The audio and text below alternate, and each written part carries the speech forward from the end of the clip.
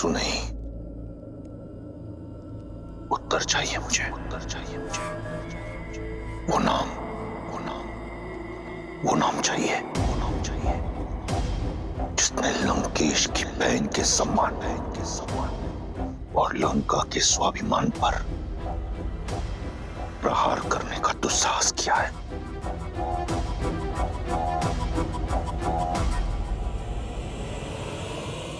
और मुझे प्रतीकार,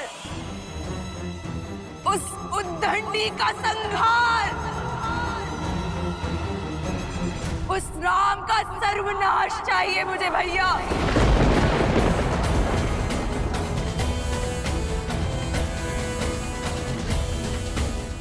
क्या दोष था मेरा, एक माँ का, जो अपने पुत्र की खोज में भटक रही थी।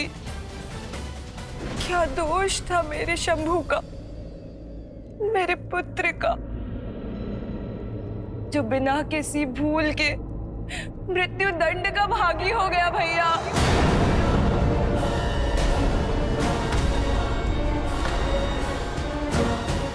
शंभू, हाँ भैया, मार डाला उन वनवासियों ने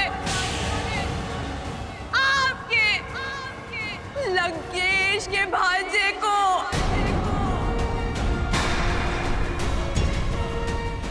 मेरे रूप के साथ साथ मेरी आत्मा भी छलनी कर दी उन लोगों ने भैया। जब दंडक में ये सब हो रहा था तो क्या कर और दूषण मौन थे? नहीं भैया, वो मौन नहीं थे, किंतु अब वो सदा सदा के लिए मौन हो गए हैं भैया।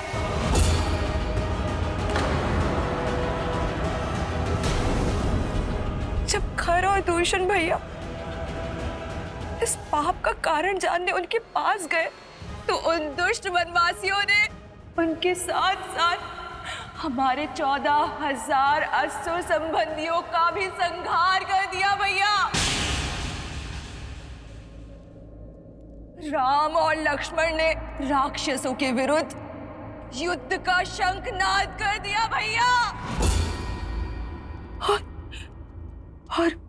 और वो सीता मेरा आपकी बहन का अपमान देखकर प्रसन्न हो रही थी भैया। मुझे प्रतिकार चाहिए भैया, हाँ, प्रतिकार चाहिए भैया।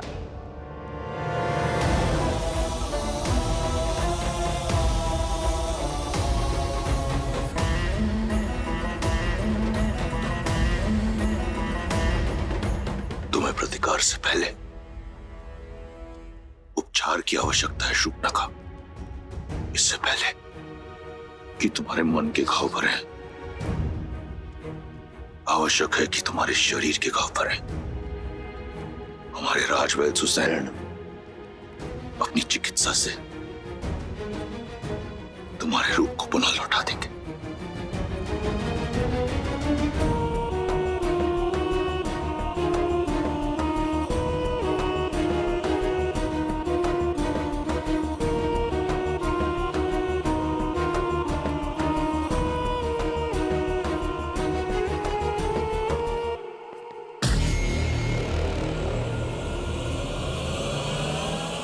स्मरण रहे, जो इस कक्ष में बीता है उस पर कोई संवाद, कोई चर्चा नहीं होगी। मेरे बहन के इस अपमान की चर्चा अगर इस कक्ष के बाहर निकली तो उस वनवासी से पहले मैं तुम सबके प्राण हर लूंगा।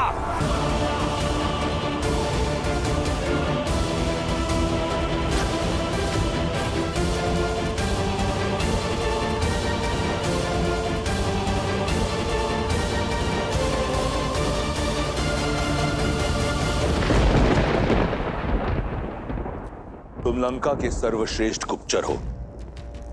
मैं चाहता हूं कि तुम शीघ्र अति शीघ्र दंडक जाओ और 3 वनवासियों के बारे में पता करो, राम, लक्ष्मण और सीता। वो उस वन में क्या कर रहे हैं, उनका उद्देश्य क्या है, मुझे सूक्ष्म विवरण चाहिए। मैं सब कुछ जानना चाहता हूं।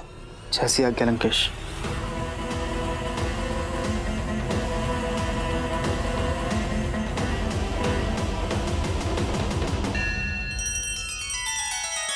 श्री रामचंद्र कृपालु भजु मन हरण भव भय दारुणम। नव कंज लोचन कंज मुख कर कंज पद कंजारुणम।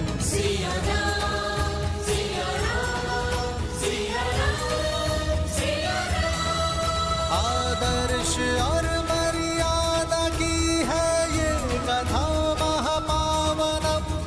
काट मद श्री से मिला दे श्रीमद रामायणम। श्रीमद रामायणम।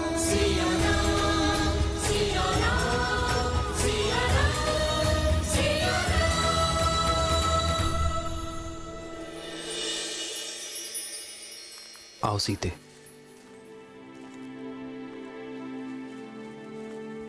हम कहाँ जा रहे हैं आर्य? कल जो हुआ उसके बाद तुम्हारे मन में उपजे भय से मैं परिचित हूं सीते।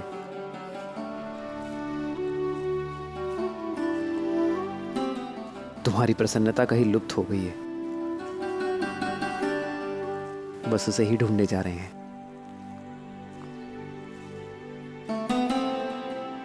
और मुझे विश्वास है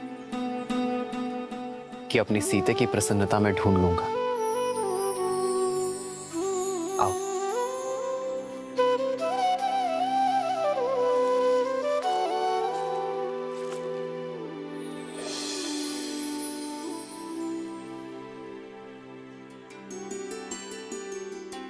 प्रेम समर्पण करुणा ज्ञान से है भरा दो प्यारा नाम।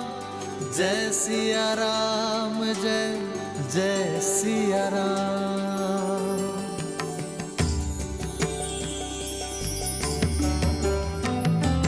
राम है लोचन सीता दृष्टि। राम है अद्भुत। सीता वृष्टि। राम सिया सा। जानती नहीं थी कि इस भयानक वन में इतना सुंदर स्थान भी हो सकता है। देखा, लौट आई ना तुम्हारी प्रसन्नता। अपने इन भावों और प्रयास से आप मेरे मन को आनंदित कर ही देते आ रहे। कैसे वनवास के इस जटिल समय को आपने अपने समर्पण से कितना सरल बना दिया। तुम भी तो मेरा हर पल सुंदर बना देती हो सीते। अपने प्रेम से ही तो तुमने इस वन में स्वर्ग बसाया है।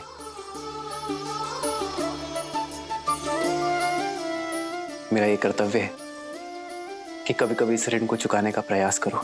जन्म जन्म का और वैसे भी सीते, संगम। जीवन छोटे छोटे पलों में ही तो बसता है। सीता हर क्षण भवधन।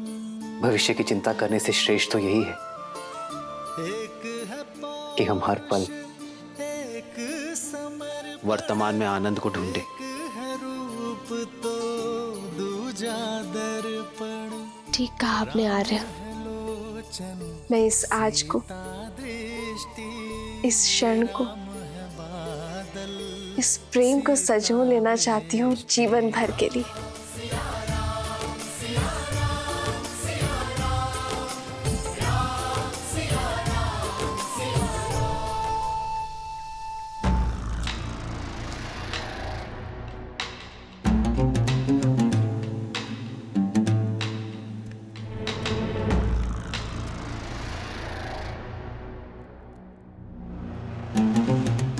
तुमने जो सभा में कहा वह अधूरा सत्य था। मैं पूर्ण सत्य जानना चाहता हूं। तुम्हारे साथ दंडक में क्या हुआ शूर्पणखा? सत्य ये है कि मैं आपको दिया हुआ अपना वचन पूर्ण करना चाहती थी भैया। संसार की हर सबसे सुंदर वस्तु का स्वामी है मेरा भाई, परंतु यदि संसार की सबसे सुंदर स्त्री उसके पास ना हो तो ये गर्व अधूरा है भैया। और उसी को पूर्ण करने के लिए मैं सीता के हरण के लिए गई थी और मेरा पुत्र शंभु मेरे इस उद्देश्य को पूर्ण करने के लिए मेरे साथ गया था, परंतु उस राम ने मेरे पुत्र के प्राण हर लिए और मुझसे मेरा मान। अपने भाई के लिए संसार की सबसे सुंदर स्त्री को लेने गई थी, परंतु अपना सौंदर्य खोकर लौट आई। किंतु मैं हार नहीं मानूंगी भैया। रूप गया तो क्या, परंतु मैं वचन नहीं जाने दूंगी। फिर से स्वस्थ होकर मैं फिर जाऊंगी, या तो उस राम का अंत करके सीता को अपने भाई लंकेश को सौंपूंगी, या तो फिर उसके हाथों मारी जाऊंगी। अपने भाई के आनंद के लिए कुछ भी करने को सज्ज हूं मैं। तुम्हें कुछ करने की आवश्यकता नहीं। उस वनवासी के साथ क्या करना है वो मार्ग मैं निकालूंगा। लंका और लंकेश के सम्मान को पुनः लौटाने का केवल एक ही मार्ग है भैया, राम का वध और सीता का वरण।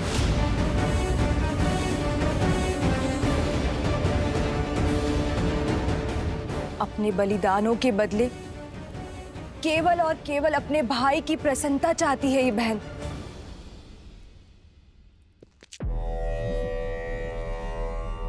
तुम्हें न्याय मिलेगा और लंका को उसके अपमान का प्रतिकार।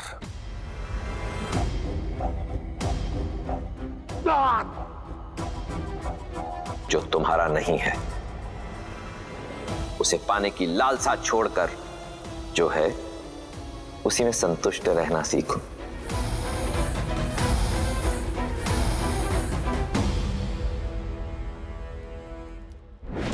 जब मन में संशय का नाद हो तो न्याय का डंका नहीं बजता है। मैं जानती हूं भैया कि महादेव को दिए हुए वचन के कारण आप चिंतित हैं, परंतु अब तो वो भी आड़े नहीं आएगा भैया, क्योंकि अब आप सीता पर दृष्टि नहीं डाल रहे हैं, आप प्रतिशोध ले रहे हैं अपनी बहन और अपने वंश पे किए गए अपमान का। आपके पास उत्तर देने के लिए है महादेव को कि आपकी बहन पर जो अत्याचार हुआ है उसका दंड दे रहे हैं आप राम को, उसके प्राण लेके। एक अबला विधवा का उद्धार करने के लिए उससे विवाह किया। सीता लंका के स्वर्ण महलों में रहने के योग्य है, ना कि वन में दर दर भटकने के। सीता उस राम के योग्य नहीं जिसके तन पर ना तो वस्त्र है और ना पैरों में पादुकाएं। भैया, आप एक स्त्री को उसका अधिकार दे रहे हैं। एक स्त्री होने के नाते मुझे पूर्ण विश्वास है कि इस उपकार के बदले सीता सदा आपकी ऋणी रहेगी। हमें शीघ्र उत्तर देना चाहिए पिताश्री।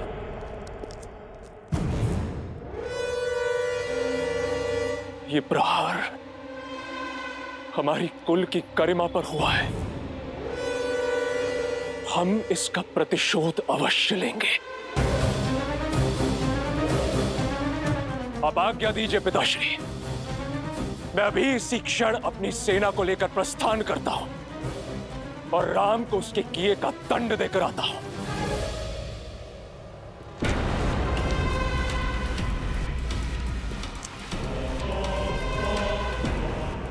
मुझे तुम्हारे शौर्य पर गर्व है। भैया, इस विषय पर हमें शांति से विचार करना चाहिए। राम साधारण मनुष्य नहीं लगते। ताड़का, महाकपाल, विराट जैसे असुरों का अंत किया है उन्होंने। उन्हें हराना सरल नहीं होगा भैया। भैया, नीति तो यही कहती कि हमें राम से संवाद करना चाहिए, उनका पक्ष भी सुनना चाहिए। नारी का सम्मान करने वाले, अहिल्या को मुक्त कराने वाले धर्मात्मा ने किसी कारणवश शूर्पणखा पर प्रहार किया होगा।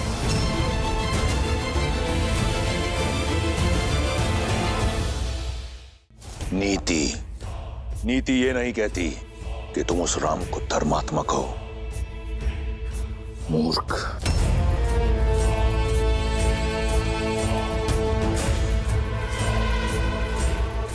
स्वामी, शूर्पणखा के साथ जो हुआ उससे मैं भी दुखी और उत्तेजित हूं, किंतु मुझे लगता है कि सत्य उससे अधिक बड़ा है जितना शूर्पणखा ने बताया।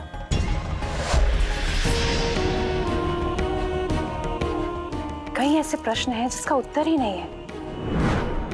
श्रेष्ठ ये होगा कि अब सारी घटना का विस्तार से पता करें और फिर कोई निर्णय लें।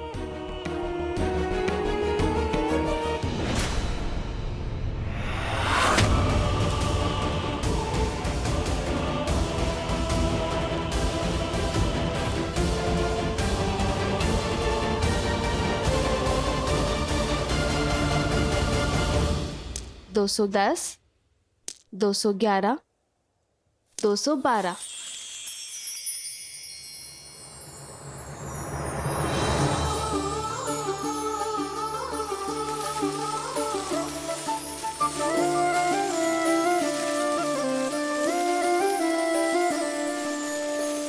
जन्म जन्म का है ये संगम, राम रतन सीता वैभव धन।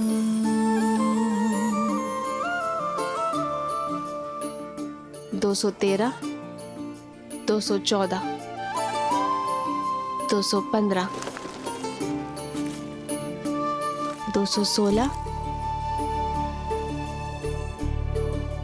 217।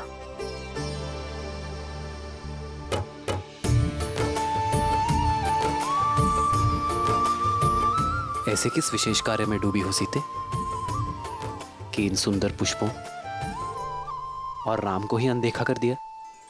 भविष्य में झांकने का प्रयास कर रही, गिन रही हूं कि हमारे वनवास में कितने दिन शेष हैं।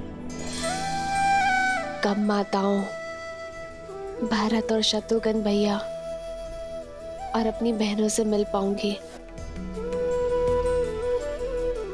देखिए, वर्ष भर भी नहीं बचा। बस कुछ माह और फिर से अयोध्या की पावन माटी का स्पर्श होगा। फिर से मेरा भरत मेरी भुजाओं में होगा और फिर से मेरी माताओं के प्रेम का सानिध्य मिलेगा। हाँ, आपके नेत्रों में तो सुख दिख रहा है, पर मेरे सुख में चिंता दिख रही है। क्या बात है सीते? क्या तुम अयोध्या जाकर प्रसन्न नहीं होगी?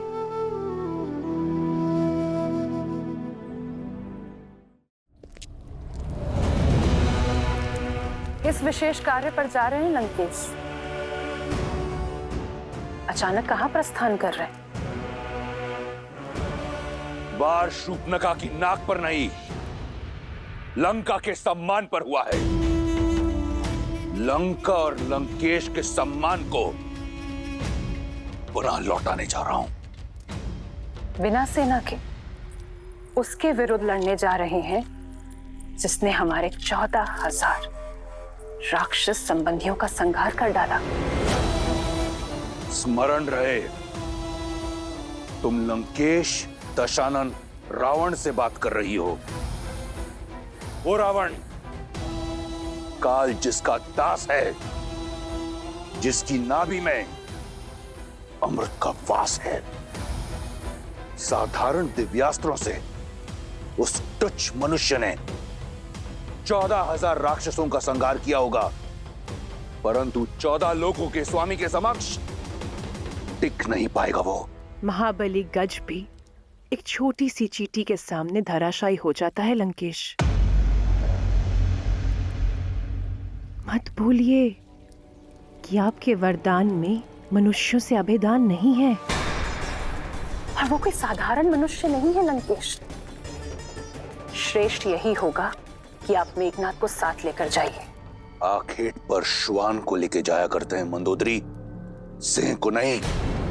मैं जिस कार्य के लिए जा रहा हूं उसके लिए मेघनाथ की आवश्यकता नहीं, उस श्वान की आवश्यकता है जिसे मैंने इस दिन के लिए पाला है। तो क्या आप युद्ध नहीं करेंगे? तुम्हारी बुद्धि भय से ग्रस्त हो चुकी है। जिस पहनेपन ने मुझे रिझाया था वो कम हो गया है मंदोदरी।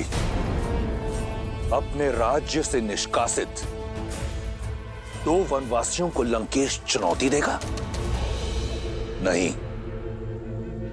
शठे शाठ्यम समाचरेत।